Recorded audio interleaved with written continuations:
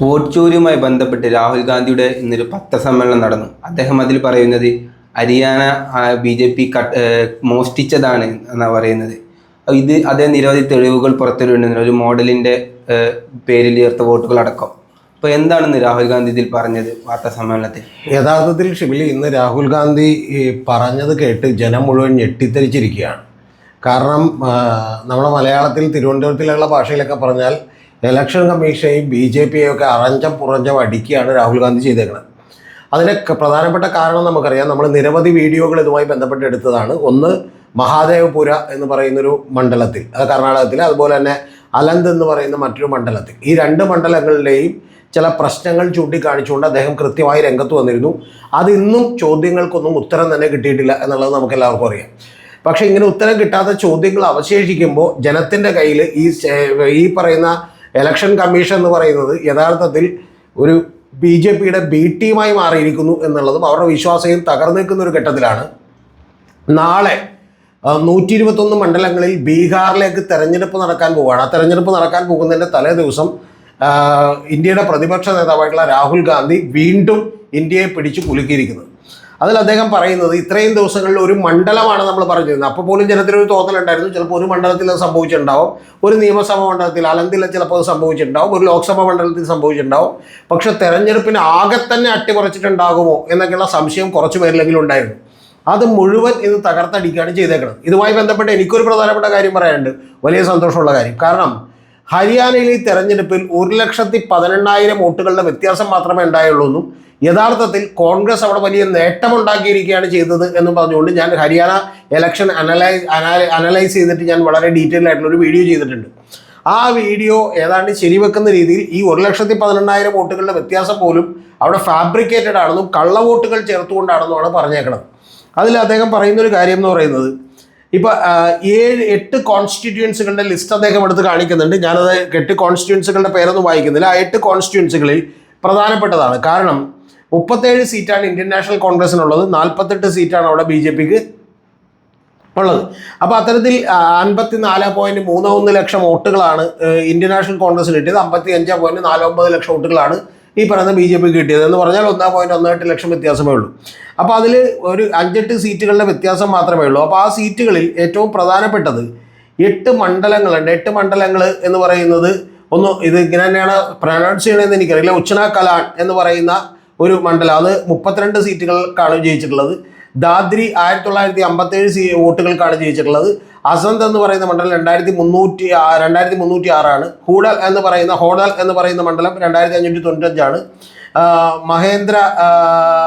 മഹേന്ദ്രഗർ എന്ന് പറയുന്ന മണ്ഡലം 2648 ഇതുപോലെ റായ് 4637 എന്ന് പറഞ്ഞാൽ 737 ഇത്തരത്തിൽ 22,779 വോട്ടുകൾ ഉണ്ടായിരുന്നുവെങ്കിൽ ഈ 8 മണ്ഡലങ്ങളിലും എന്ത് ചെയ്താൽ റിസൾട്ട് വേറൊന്നായാലും. അപ്പോൾ അങ്ങനെ വേറൊന്നായിരുന്നുവെങ്കിൽ കോൺഗ്രസിന് അവിടെ ജയിക്കാൻ കഴിയുമായിരുന്നു എന്നാണ് അദ്ദേഹം പറയുന്നത്. പക്ഷെ അതുപോലുമല്ല. ഞാൻ പറയുന്നത് ആകെ 1,18,000 വോട്ടാണ്. അപ്പോൾ അതിൻ്റെ പകുതി ഇപ്പുറത്തേക്ക് പറഞ്ഞാൽ പോലും എന്ത് ചെയ്യാൻ പറ്റുമായിരുന്നു, ഒരു 60,000 വോട്ടുകൾ ഇപ്പുറത്തേക്ക് പറഞ്ഞാൽ പോലും കോൺഗ്രസിന് ജയിക്കാൻ പറ്റുമായിരുന്നു. അതാണ് അവിടുത്തെ സിറ്റുവേഷൻ. പക്ഷേ ആ സിറ്റുവേഷനിൽ അദ്ദേഹം വാർത്താ സമ്മേളനം തുടങ്ങുമ്പോൾ ഇത് പറഞ്ഞതിന് ശേഷം ആദ്യം കാണിക്കുന്നത്, ഇപ്പോൾ ഒരു ബ്രസീലിയൻ മോഡലാണോ അല്ലേ എന്നുള്ള വിവരങ്ങളൊക്കെ പുറത്തു വരികയും ചില ചാനലുകളൊക്കെ അത് വെരിഫൈ ചെയ്യുകയൊക്കെ ചെയ്തിട്ടുണ്ട്. ഒരു ഫോട്ടോഗ്രാഫറുടെ സൈറ്റിൽ നിന്നാണ് ഒരു ഫോട്ടോ എടുത്തേക്കുന്നത്. ആ ഫോട്ടോയ്ക്ക് ഒരു വലിയ പ്രത്യേകത ഉണ്ട്. ഒരു ലേഡിയുടെ ഫോട്ടോ കാണിക്കുകയാണ്. സാധാരണ നമുക്കറിയാലോ ഷിബിലി, ആധാർ കാർഡിലെ ഫോട്ടോ എങ്ങനെയായിരിക്കും, ഒരു മനുഷ്യനെ തിരിച്ചറിയാൻ പറ്റില്ല. മനസ്സിലായി? സ്വന്തം അച്ഛനും അമ്മക്ക് പോലും മകൻ്റെ ഫോട്ടോ കാണിച്ചാൽ തിരിച്ചറിയാൻ പറ്റില്ല. ഇപ്പോൾ എൻ്റെ ഫോട്ടോയൊക്കെ ഉണ്ട്, ഞാൻ നിങ്ങളെ കാണിച്ചാൽ എനിക്ക് ചിരി വരും, അതുപോലുള്ള ഫോട്ടോസാണ്. പക്ഷേ ഇത് വളരെ സുന്ദരിയായിട്ടുള്ളൊരു മോഡലിൻ്റെ ഫോട്ടോയാണ് കാണിക്കുന്നത്. ഇത് ആരാണെന്നാണ് ചോദിക്കുന്നത്. അവരെ ഒരു ബ്രസീലിയൻ മോഡലാണെന്നാണ് രാഹുൽ ഗാന്ധി പറഞ്ഞത്. പക്ഷേ അത് വേറൊരു സൈറ്റിൽ നിന്ന് എടുത്തേക്കണാണ്, ഫോട്ടോഗ്രാഫറുടെ സൈറ്റിൽ നിന്ന് എടുത്തേക്കണാണ്. വളരെ ഗംഭീരമായൊരു ഫോട്ടോ ആണ്. സത്യത്തിൽ ആ ഫോട്ടോ കാണുമ്പോൾ തന്നെ നമുക്കറിയാം ഇലക്ഷൻ ID കാർഡിലുള്ള ഫോട്ടോ ഉള്ളത്. പക്ഷെ അത് യഥാർത്ഥത്തിൽ ഇലക്ഷൻ ID കാർഡിലുള്ള ഒരു യുവതിയുടെ ഫോട്ടോ ആയിട്ടാണ് കാണിച്ചേക്കുന്നത്. സരസ്വതി, മറ്റേ ലക്ഷ്മി, ഗായത്രി, ഇങ്ങനെ പല പേരുകളിൽ നിരവധി ഫോട്ടോകൾ കാണിച്ചേക്കാണ്. 22 തവണ 10 ബൂത്തുകളിലായിട്ട് അവരുടെ പേരുണ്ട്, ഫോട്ടോ ഉണ്ട്. യഥാർത്ഥത്തിൽ അവർ ബ്രസീലിയൻ എന്നുള്ള ഒരു മോഡലാണെന്നാണ് രാഹുൽ ഗാന്ധി പറയുന്നത്. അതായത് എന്താണെങ്കിലും ഒരു കാര്യം ഉറപ്പാണ്, ഇന്ത്യക്കാരിയല്ല.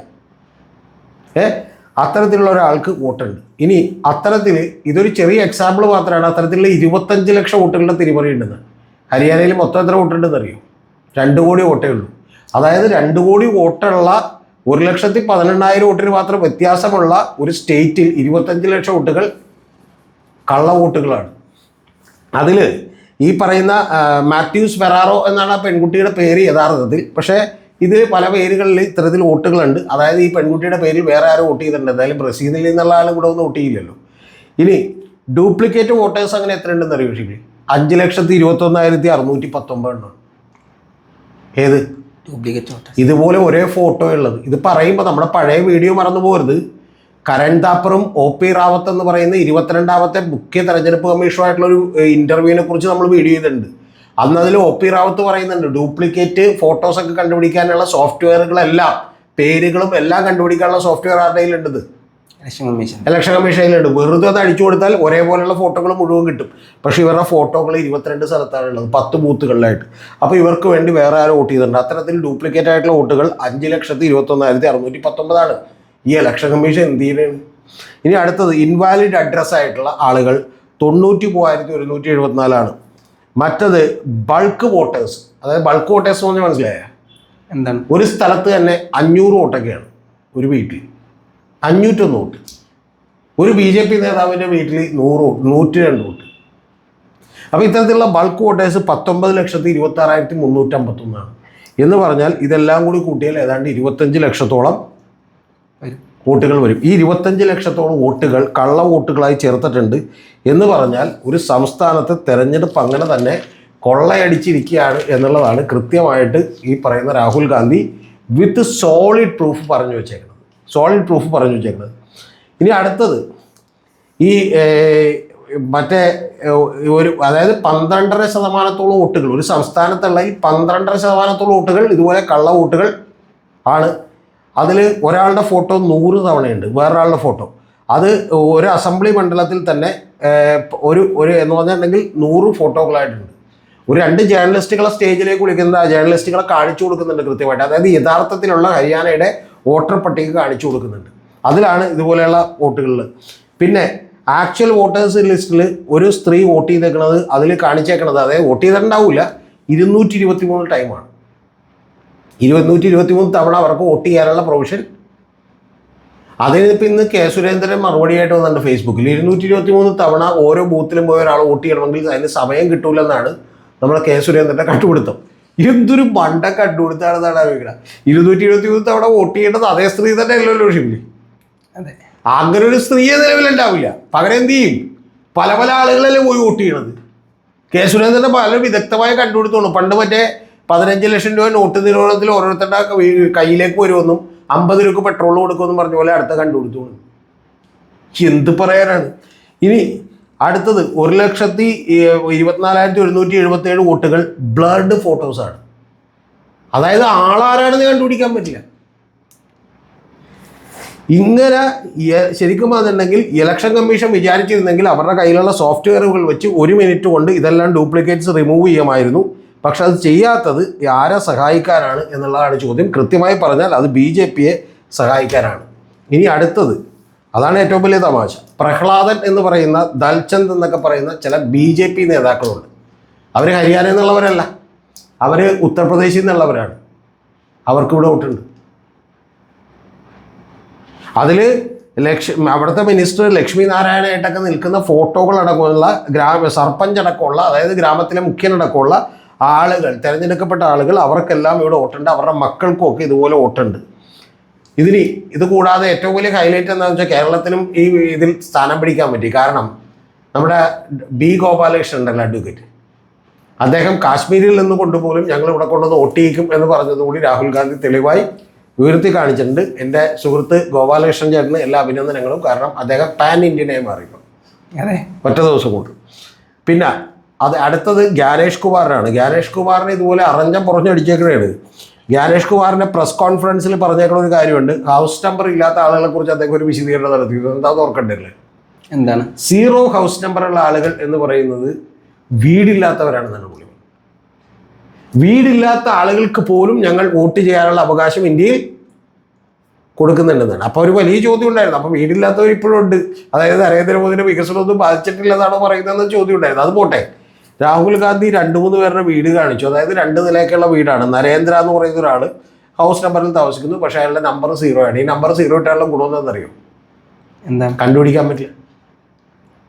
നമ്പർ 0 ഇട്ട് ഒരാളെ കണ്ടുപിടിക്കണമെങ്കിൽ ഷിബിലി അറിയേണ്ടത് ഇപ്പൊ നമ്മളുടെ അടുത്ത് ഏജൻസി ഉണ്ട്, നമ്മളൊന്ന് കണ്ടുപിടിക്കുന്നത് നമ്മൾ ഇന്ത്യയിലുള്ള ആളുകളെ മുഴുവൻ ആ ഫോട്ടോ ആയിട്ട് എന്ത് ചെയ്യേണ്ടി വരും, ആധാർ കാർഡിലെ ഫോട്ടോ ആയിട്ട് ഒത്ത് നോക്കേണ്ടി വരും. ആ മണ്ഡലത്തിലെ ഒരു 2 ലക്ഷത്തോളം വരുന്ന ആളുകൾ നമ്മൾ ഏറ്റവും കുറഞ്ഞ വർഷം അല്ലെങ്കിൽ ആ ബൂത്തിലെങ്കിലും എല്ലാവരുടെ വീടുകളും നമ്മൾ കയറി ഇറങ്ങേണ്ടി വരും.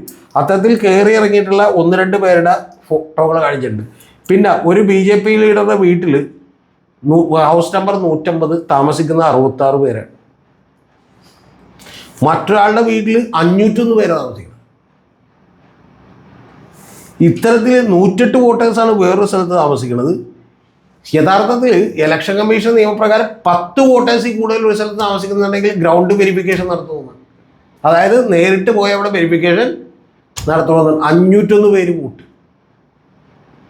നമ്മൾ നേരത്തെ പറഞ്ഞ പോലെ ഇത് പല നിയമങ്ങൾ മാറ്റി തെളിവുകൾ ജനത്തിന് കൊടുക്കാതിരിക്കാൻ നിയമം ഉണ്ടാക്കി 45 യഥാർത്ഥത്തിൽ 45 ദിവസം കഴിയുമ്പോൾ തന്നെ CCTV എല്ലാം തന്നെ ഡിലീറ്റ് ചെയ്യണമെന്ന് പറഞ്ഞ് ഏറ്റവും ഒടുവിൽ ഇപ്പം രാഹുൽ ഗാന്ധി നടത്തിയ പത്രസമ്മേളനത്തിൽ ഏറ്റവും പ്രധാനപ്പെട്ട ഒരു കാര്യം കൂടി പറയുന്നുണ്ട്. ഫോം 6 അതായത് അഡീഷണൽ ഫോമും ഡിലീഷണൽ ഫോം ഉണ്ട്, ഫോം 7 പുതിയതായിട്ട് നമ്മൾ കഴിഞ്ഞ അവിടെ പറഞ്ഞത് ഓർക്കുണ്ടാവില്ല നിങ്ങൾ. അതായത് 4:30 എഴുന്നേറ്റ് 2 പേരെ ഡിലീറ്റ് ചെയ്തിട്ട് കിടത്തുറങ്ങി എന്ന് പറഞ്ഞു. അതുപോലെ ഫോം 6 ഫോം 7 അതിൻ്റെ വിവരങ്ങൾ ഇപ്പോൾ അവൈലബിൾ അല്ല. കാരണം എന്ന് വെച്ചാൽ ഇലക്ഷൻ കമ്മീഷൻ അത് പുറത്ത് കൊടുക്കുന്നില്ല. കാരണം കഴിഞ്ഞ പത്രസമ്മേളനത്തോടുകൂടി മനസ്സിലായി ഇതൊക്കെ പുറത്തു കൊടുത്താൽ വലിയ തലവേദനയാണ്. ഇങ്ങനെ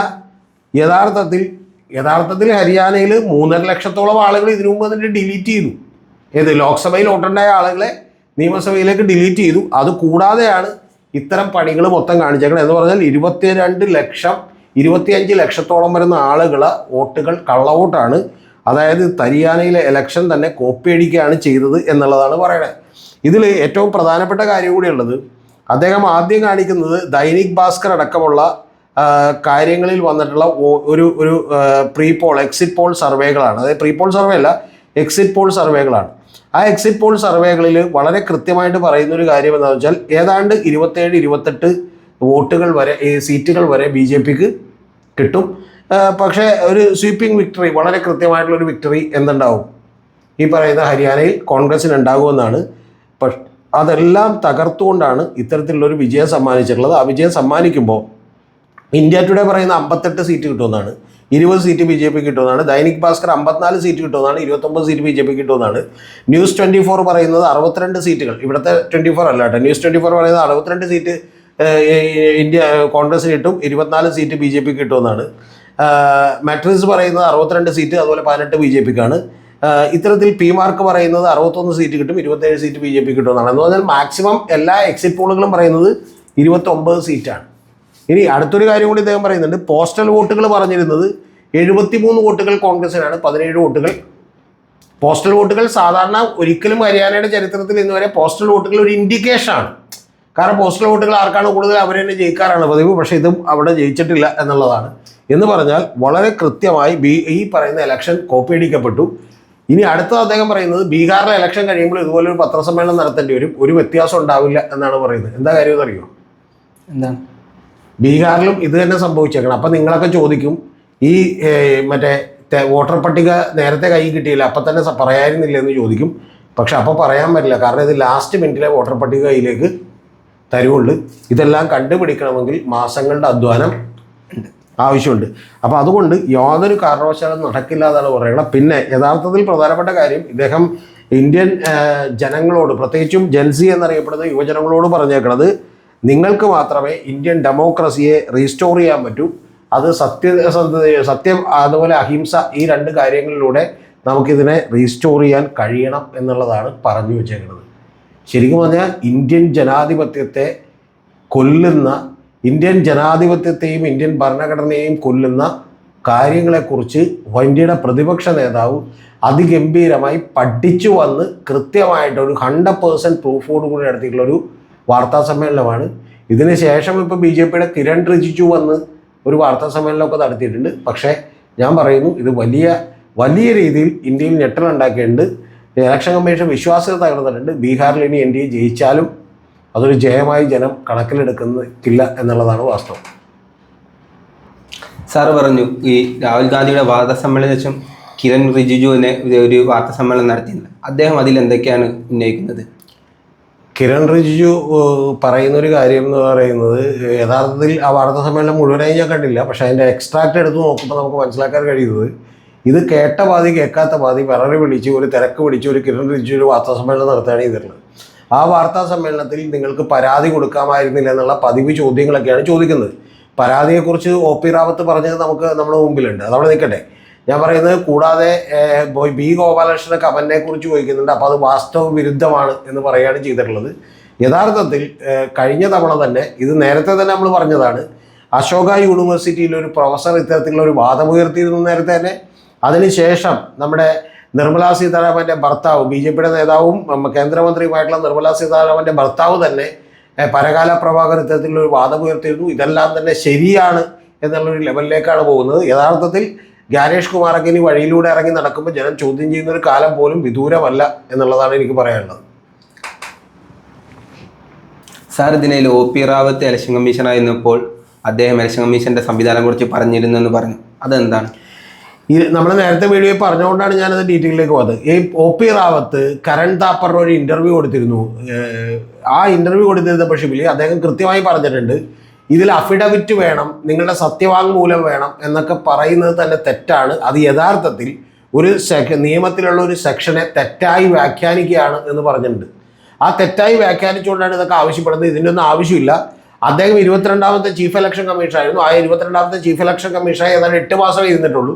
ആ 8 മാസം ഇരിക്കുമ്പോൾ തന്നെ അത്തരത്തിൽ ഈ ഒരു വിമർശനം വരികയും അത്തരത്തിൽ അന്വേഷണം നടത്തുകയും ഒക്കെ ചെയ്തതിനെക്കുറിച്ച് അദ്ദേഹം വിശദമായി പ്രതിപാദിക്കുന്നുണ്ട്. അതുകൊണ്ട് ഇതൊക്കെ വെറും തൊടുന്യായങ്ങളാണെന്ന് പറയാണ് അദ്ദേഹം ചെയ്തിട്ടുള്ളത്. കാരണം കരൺ താപ്പർ ചോദിക്കുന്നുണ്ട്, അപ്പോൾ ഇത് നിങ്ങൾ പറയുന്നത് ഇത് തെറ്റാണ് എന്നാണല്ലേ എന്ന് ചോദിക്കുമ്പോൾ അല്ല, അവർ അത് തെറ്റായി വ്യാഖ്യാനിക്കുകയാണെന്ന് പറഞ്ഞുകൊണ്ട് ചിരിക്കുകയാണ് അദ്ദേഹം ചെയ്തിട്ടുള്ളത്. എന്ന് പറഞ്ഞാൽ ഇന്ത്യൻ ജനതയെ സംബന്ധിച്ചിടത്തോളം, വോട്ട് ചെയ്യുന്ന എല്ലാവരെ സംബന്ധിച്ചിടത്തോളം ഇതിൻ്റെ പിന്നിൽ വലിയ ക്രമക്കേടുകളുണ്ട് എന്നുള്ള കാര്യം വെളിവായിരിക്കുന്നു. നമ്മൾ നേരത്തെ പറഞ്ഞ പോലെ കേന്ദ്ര ഗവൺമെൻറ് വളരെ കൃത്യമായി ഇതിനുവേണ്ടി ഏറ്റവും ആദ്യം നിയമം പാസ്സാക്കിയിട്ടുണ്ട്. അതായത് ഈ ചട്ടത്തിൽ പറയുന്നതല്ലാത്ത മറ്റൊരു കാര്യവും പുറത്തേക്ക് കൊടുക്കേണ്ട. അത് ചട്ടമുണ്ടാക്കിയപ്പോൾ CCTV ബാക്കിയുള്ള കാര്യങ്ങളും ഇല്ല, അപ്പോൾ അത് പുറത്തേക്ക് കൊടുക്കണ്ട. പിന്നെ 45 ദിവസത്തിനകം അത് ഡിലീറ്റ് ചെയ്യണമെന്നുണ്ട്. അപ്പോൾ ഇത്തരം കാര്യങ്ങളെല്ലാം കൊണ്ട് തന്നെ വളരെ കൃത്യമായി ഈ വോട്ട് ചോരി എന്ന് പറയുന്നത് അങ്ങേയറ്റം ചൂടുപിടിക്കുകയാണ്. ഏറ്റവും വലിയൊരു കാര്യം, ഞാൻ നേരത്തെയുള്ള വീഡിയോകളിൽ തന്നെ കൃത്യമായിട്ട് പറഞ്ഞിരുന്നു, ഇത് അലന്ത് മണ്ഡലത്തിൽ നിന്നുകൊണ്ടോ അല്ലെങ്കിൽ മഹാദേവപുരം കൊണ്ടോ ഇത് അവസാനിക്കില്ല. ഇത് ഇന്ത്യയിൽ വലിയ പ്രിപ്പറേഷൻസ് രാഹുൽ ഗാന്ധി നടത്തുകയാണ്. തുടർച്ചയായിട്ടുള്ള പത്രസമ്മേളനങ്ങൾ ഉണ്ടാകുമെന്ന് പറഞ്ഞു. യഥാർത്ഥത്തിൽ അദ്ദേഹം ഇന്ന് പറയുന്നത് ബീഹാറിലും ഇതുപോലെ തന്നെയുള്ള വോട്ട് ചോരി നടക്കും എന്നുള്ളതാണ് വളരെ കൃത്യമായ അദ്ദേഹം പറഞ്ഞു വെക്കുന്നത്. എന്ന് പറഞ്ഞാൽ യഥാർത്ഥത്തിൽ ഇനി BJP ജയിച്ചിട്ടുള്ള സ്ഥലങ്ങളിൽ പോലും BJPയുടെ ജയത്തിന് യാതൊരു വിധത്തിലുള്ള ഒരു തരത്തിലുള്ള മഹത്വവും ഇല്ലാത്ത രീതിയിലേക്കാണ് കാര്യങ്ങൾ പോയിക്കൊണ്ടിരിക്കുന്നത്. പിന്നെ ഷിബിലി പറയുന്ന പോലെ കിരൺ റിജിജു ഇതിന് വന്ന് ന്യായീകരിക്കേണ്ട കാര്യമില്ല. ഇതിനെ ന്യായീകരിക്കേണ്ടത് ആരാണ്? തെരഞ്ഞെടുപ്പ് കമ്മീഷനാണ്. ആ തെരഞ്ഞെടുപ്പ് കമ്മീഷൻ ഇതിനെന്ത് ചെയ്യുന്നില്ല, ഒന്നും ചെയ്യുന്നില്ല. നമ്മൾ കഴിഞ്ഞവണ എങ്ങനെയാണ് ലോക്പാൽ അട്ടിമറിക്കപ്പെട്ടത് എന്നുള്ളതിനെ കുറിച്ച് പറഞ്ഞിരുന്നു. ഇപ്പൊ ഏതാണ്ട് തെരഞ്ഞെടുപ്പ് കമ്മീഷനെ കുറിച്ചും തെരഞ്ഞെടുപ്പ് കമ്മീഷൻ ഏതെങ്കിലും ഒരു കാര്യത്തിൽ വ്യക്തമായിട്ടുള്ള ഒരു മറുപടിയുമില്ല. അതുകൊണ്ട് ഇന്ത്യയിലെ ജനങ്ങൾക്ക് ഏതാണ്ട് കാര്യങ്ങൾ വ്യക്തമായിട്ടിരിക്കുന്നു. ഈ തെളിവുകൾക്ക് പകരം ഈ ഡ്യൂപ്ലിക്കേറ്റ് വോട്ടുകൾ എന്തുകൊണ്ടാണ് മാറ്റാത്തതെന്ന് ചോദിച്ചാൽ യഥാർത്ഥത്തിൽ ഇലക്ഷൻ കമ്മീഷൻ BJPക്ക് കൂട്ടുനിൽക്കുകയാണ്, അവരുടെ പാർട്ട്ണർ ഇൻ ക്രൈം ആണെന്നാണ് രാഹുൽ ഗാന്ധി പറഞ്ഞു വെക്കുന്നത്.